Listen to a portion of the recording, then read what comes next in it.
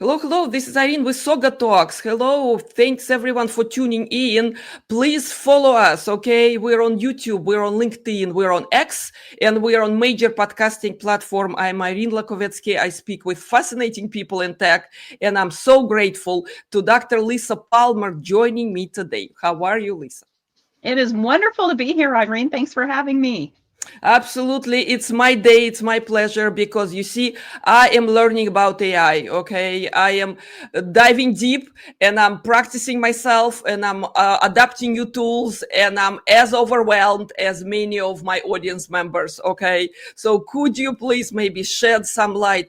What point in time you think we're in terms of we see what's available, right? We want to adapt. We want to innovate wherever we are in big organizations, and a solopreneur like myself, and people somewhere in between, startups and people who are not close to technology at all, right? But at the same time, could you give us some overview? Where do you think we are right now? Many people feel frozen, that there's so much potential. They do feel overwhelmed, to use your word. And so the first thing I would say is start with one thing. Just do one thing. Let's start there. And don't let the overwhelm stop you from embracing and learning and growing to work in partnership with AI. And I think that that is so important because the future is all about augmenting fabulous human expertise with the superpowers of artificial intelligence. It's not about one or the other. It's really about superpowering our human potential with the power of artificial intelligence. That's a big promise. That's a big promise, Mhm. Lisa. So we titled our talk today. We're gonna blend in AI and processes. Okay, I have process background. I love your recent post about people, process, technology. Right? Yeah. How well we coexist, you think, and why AI isn't the problem, but maybe your process is. It's so true. We are sometimes people over rotate towards one of the three things on that triangle.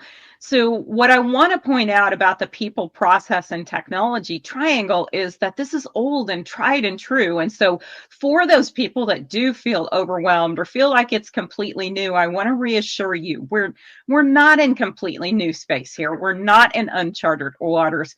So what we want to do is work to keep that triangle in balance. Think about the impacts on our people. Think about how do we leverage process in this really smart way by engaging technology. And so if your processes are already broken, the last thing that you want to do is automate your processes with any kind of technology, let alone with artificial intelligence. So, what we want to do instead is focus on what are the outcomes? What is the business value that we're trying to create? Get crystal clear what the value that we're trying to create or the mission that we're trying to achieve. And then let's thoughtfully design using our people and using smart process design what we can do and what we can superpower in that, leveraging artificial intelligence. Where do you think, okay, many organizations fail, okay? Because we've seen some disillusionment, all right? We've seen some investment made and we've seen some cooling down initiatives, okay? And it's going up and down. And of course, there's big hype in the technology, in what we're able to achieve today, okay? At the same time, as a responsible business leader, all right, not everyone investing right now, they want to see results. So where do you see teams and organizations fail and what can they do about it? The biggest problem is that people pick projects to pursue with artificial intelligence that are not artificial intelligence projects. So, as much as 80% of efforts that have had AI monies assigned to them and pursued fail to meet business expectations. And the number one rationale for that, the number one reason behind that is that they picked projects that are simply not a good fit for artificial intelligence. So the very first thing you have to do is get that laser focus on creating value for your organization. I call it no toy AI, no shiny AI. We're only going to take on projects that we know are going to tangibly drive value. And then we're going to do that. We're going to do that by ensuring that the projects that we pick are well aligned with the capabilities of artificial intelligence. So for example, if you have a data and analytics project, use classic data and analytics. Don't try to apply some high-end artificial intelligence to the wrong application. You know, that's really pearls of wisdom. Okay, we have to be reminding people all the time, because looks like they're applying wrong tools to their own problem, and then disillusionment come, right, and problems come after, right? So could you please share, I love asking my guests about disaster scenarios, okay, things that went wrong and things that possibly could have been avoided, for instance. Well, one of the cautionary tales that I like to talk about is an organization who uses artificial intelligence to generative AI, to be very specific, in their primary business, because their business is all about generating audio, generating video. And as part of that, they got very enamored with this idea of creating celebrity videos, but it didn't have anything to do with their actual core business. It was kind of fun and cool. And so they replicated some famous celebrities and made fun demos of what was possible, but it didn't actually drive value for their core business. They got distracted by what some of the fun things were that they could do with the technology, and they invested millions of dollars in this pursuit of capabilities that wasn't driving any revenue or value for their business. So it was close, and this is the thing that distracts people.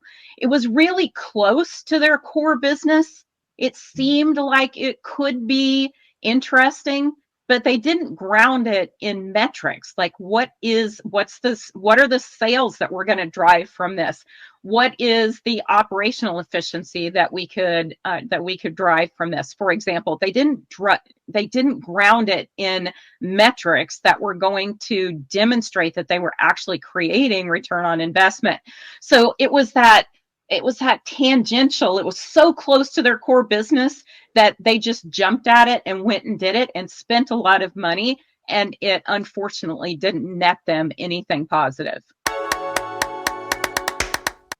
Thank you for sharing this. Exactly. You know, looks like we all seen or kind of almost touched that area, that disastrous scenario, okay? Because it's so shiny and it's so inviting. It's so easy, right? The problem is the entry barrier is so low now, right, that you can start playing immediately. Thing is, where do you see those efficiencies and operational effectiveness, okay, will be seen? Because seem to be AI applied to a lot of what you're saying, marketing, content creation, fun stuff, okay, but yet I don't see capitalization in a lot of projects which are not in that area. So what do you think? It's really important to think about the metrics. How are you going to measure success? When you look back on this effort, are you going to have something that indicates that you have moved the needle for your business? I do want to give one caveat for this, that in the artificial intelligence projects initiative space, I encourage people to think about learning. You've got to use an agile development methodology. And that means that you scope projects really small, like MVP size small, and then you learn, iterate on an AI project. Please don't try to follow old school waterfall projects that are kind of slow and build on each other. That doesn't work in this space. So what you can do is establish those metrics that are going to be associated with each one of those little MVPs. Let's get some success. Because what happens when you get a success and you get measurable success is it creates momentum. It creates what I call the AI performance flywheel. And that momentum, every one of those positive ROI generating use cases encourages your organization to continue building and growing. Fantastic, fantastic. I still want to, probe a little further on AI myths. Okay. We read a lot about it, right? What it is and what it is not, especially, let's say, generative AI, which is very hot right now, right? There are numerous use cases, fantastic tools, fantastic tutorials now I see everywhere, right? And at the same time, any myth that you would think we could debunk today? Well, the first thing is that you cannot accept what a generative AI tool gives you as 100% accurate. The accuracy of these tools is well known to not be high. I've seen accuracy rates as low as the near 60%. So if you are using classic generative AI tools without additional guardrails, and there are lots of things that you can do to improve that accuracy, but know that as a consumer, if you're using a generative AI tool, you've got to apply your human expertise to the results that come from those tools in order to be sure that what you're creating is high value, is high quality. So the number one myth is that you can just ask the generative AI, let's take a large language model chatbot, for example. You can just ask that chatbot a question and then just copy and paste that answer out. And wow, you saved all this time and you've been super productive. And it's highly likely, as much as 40% likely, that what you have just generated is inaccurate in either small or large ways. So you certainly do not want to have your brand, whether it's a personal brand or a business brand, associated with that low quality. So you cannot avoid the use of human expertise in partnership with these fantastic tools. Beautiful. I'm so glad you brought it up. Okay, let's go back to people. Okay, we touched a little bit on processes. Okay, but guess what? People work on processes. People create processes, even if they're not documented. Where the informal, they just the way we do business. Okay, so what do you think that the good kind of thinking in terms of process that we've been using all the time for as long as I remember in my organization, it's not necessarily the way you want to continue. Forget about AI, what you mentioned, right? It's about how do you optimize first before you become all this automated and efficient. Because if you automate the wrong thing, that's a disaster. Well, from a people perspective, I encourage you to do this. As an individual person, stop yourself in the middle of the day and say, you're in the middle of a task that you've done a million times throughout your career. You have to stop yourself and say, what is a better way that I can do this in partnership with AI? And the hardest thing to do is to do that with our own mindset, to break our own habits, to learn to do things differently. I, for example, have a completely different process today for creating a presentation than I had for 25 years. I did presentations in the exact same way. And today, instead of pulling up a blank presentation and starting and building out my agenda and building out slide by slide. Instead, I go directly to artificial intelligence tools and I start to brainstorm with those tools. And I tell it, here's my audience. Here's the point that I'm trying to get across. Here are some of the concerns I want to make sure we address. And I give it all of this fantastic context. I actually have one tool that I love in this pursuit called gamma.app. And I will go out and give it all this context and then turn the AI loose to come up with, and it will create an entire presentation for me in seconds. And then I do that exact same thing and I create about 10 different versions. I just turn the AI loose with all of that information I've given it. And it is a fantastic brainstorming tool. So now I've got 50, 60, 80, 100 different slides that have been created within less than 5 minutes that really serve as brain food for me to go and look at. Oh, that's interesting. That's interesting. That's a good one. That's a good one. And then I'll pull out different slides, edit those slides, and come up with content that really is representative of what I'm trying to get to, but is enriched by this deep conversation and brainstorming effort that I've undertaken with the tools. Amazing. Thank you for this example. My next question was, how do you incorporate AI in the workflow? Yeah. And you already answered that. This is an amazing example because everyone can picture themselves, right? When you use the tool, it's not about replacing yourself, okay? We don't want to do that because you said the results are not accurate 100%, right? You mentioned how many iterations, how much time. You're much more productive, I'm sure, but you still you, right? And through your presentation, your personality and your experience shines. So could you touch a little bit about how to make AI a really helpful assistant and not necessarily this standardized, polished look that we all becoming all the same thing? If you use a generic LLM, I often tell people if the content that you're creating from partnering with generative AI is boring, then you're a boring conversationalist. So what I mean by that is that you have got to engage in a conversation. So imagine that you walk into a party and somebody is standing there talking to you and all that you do is nod occasionally, give it a little, give them one little snippet back and forth. The conversation that you're going to have with that person is not going to be very engaging for either of you.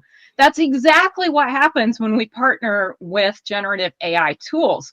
The more context, the more engaging, the more of you that you share with the tool, the better that it's going to be able to partner with you and return that high quality, interesting feedback to you.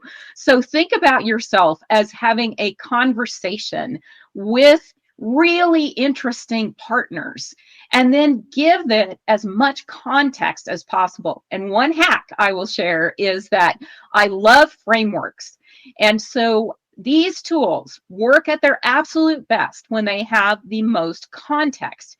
So what can happen if you do something really simple, like tell the tool, I am going to build a SWOT analysis, for example, a strengths, weaknesses, opportunities, and threats analysis. I want you to apply that framework in our conversation. And so what happens when you give it a framework like that is every word that has ever been written and that language model is trained on thousands and thousands of words about SWOT analysis and all the times it has been used, all the research that's been done with it, etc. You're giving it thousands of words of context all at once by simply asking it to call on that SWOT framework and best practices around it. It is really amazing. It's really amazing. To those who are listening to us right now, pay attention, please. Follow Dr. Lisa Palmer. I'm a huge fan on LinkedIn. Where else, Lisa? I know you have a website, right? So please, let's point our listeners to. I do. drlisa.ai is our website. You can also follow me on YouTube as well. Those are my favorite channels. Beautiful. We'll include the links. We'll include links in the video for sure. We are learning. We are exchanging our wisdom. We're exchanging our learnings. And by the way, it's all evolving. Okay. Maybe tomorrow you will get another tool. But what I'm sure, yes. Dr. Lisa, is that guess what? Your approach is not going to change in terms of it's you and it's your original thinking and my authentic accent. Okay. In the next platform I choose. Okay. But hopefully people will find us relatable and they find our conversation helpful. So in day-to-day, where do you see your colleague, your peer, maybe your clients, okay, really achieving fantastic results? Okay, some maybe, exciting scenarios, Yeah. some fantastic success stories maybe. So I'll give you one really fun example working with a major league sports franchise, and they are using a large language model to power a full-sized hologram to greet their fans as they walk into their stadium. And that language model is going to be powered and trained on very specific information about their team, about the stadium, where they can find food, whatever your questions might be, to make your fan experience really engaging and interesting. And it's full-size hologram powered in the background by an LLM. Amazing, Yeah. exactly. I hear a lot about retail or maybe entertainment examples, right? I guess companies can achieve a lot, but let me ask you about skills and expertise here, okay? Because as we mentioned, the entry barrier is low right now, right? You Yes. don't need to become a PhD in AI to start using these tools. And the need is so high that actually company hiring and paying a lot for those who already can claim, right, the convincing skills and capabilities. So what do you think is most important today, and which skills do you think we would need in the near future? The number one thing that you can bring to the table is your willingness to embrace change, your willingness to lead through this evolution that we are facing right now. So when I talk to my enterprise clients, and I work with, Fortune 500 firms, and what we talk about is looking for characteristics in people that, and because many of there's so much need for talent in the workplace around artificial intelligence that the number of people that we need with these skills does not exist today. So it's all about identifying those individuals that have the right characteristics to become fantastic in the artificial intelligence space. And I actually have on my blog on drlisa.ai, I have a list of jobs that are coming, that are being created by artificial intelligence. I have a list of characteristics that enterprises should be looking for in their internal people to be able to help to upskill those people. Let's give them the tools that they need based off of these fantastic personal characteristics. You just simply need to upskill to get to the place where you are just absolutely indispensable. Fantastic. And what about larger companies, enterprises you mentioned, okay, where teams going through transformation, and maybe a few years it was digital transformation, which became cliche. Some companies is not even there yet as we speak, but at the same time, any AI initiative in terms of wide adoption and transformation, what do you see out there? What kind of advice leaders could benefit from? Well, the first thing is that there's a lot of angst in the market about layoffs. And this is, I just had a long conversation on LinkedIn with someone about this the other day, that what we're seeing here happen is not brand new. We have seen this happen over and over again in history. I want to point to when remote process automation first came out. We saw massive layoffs across many industries. And then what happens is very quickly they realize, this technology needs human oversight. This technology needs human partnership. And the return, they start hiring back. However, they don't hire back in most cases the same people who were laid off. They're looking for people to hire back that have embraced the change that's happening in the market. So if you have a closed mindset, if you're not a growth-minded thinker, it's going to be very difficult to get back into the workplace. So what I tell people from a large enterprise perspective is it's highly likely you are going to over pivot, you are going to over automate, it's going to create pain. You're going to have customer satisfaction issues. You're going to have regulatory compliance issues. So if you over rotate too soon, that's what will happen. History has proven this to us over and over again. We're not in new territory with regard to that. But if you choose to do that, you need a very specific plan about the type of people that you want to hire back. And even if those individuals don't already have the deep AI expertise that you do want to be hiring back for those desired characteristics. I know people looking, and it doesn't matter if they are recent college graduates or people picking career or people mid-career, okay? Everyone thinking about it, and depends on their outlook to life, right? They have their own answers, optimist, pessimist, and I like the saying that optimist, it's that one, no, that one that says it could be worse, right? Pessimist says it cannot be worse, and optimist says, no, it could be worse. So that said, absolutely. So what do you think is happening in terms of the use cases? Okay, any new shiny examples in the industries that maybe some of the enterprise clients enjoying right now? Well, there are, some of the most common use cases are in customer service. They are in the sales space, in market materials creation. In all of these examples, the people that are doing it really well are offloading the rote, boring tasks, the not customer impacting tasks, and they are giving that time that's recovered back to their fabulous human staff for them to be able to do deeper dive work, be more engaged, doing more interesting work. So I do have clients who have over rotated, they've over automated, and they're having customer service challenges and issues with that.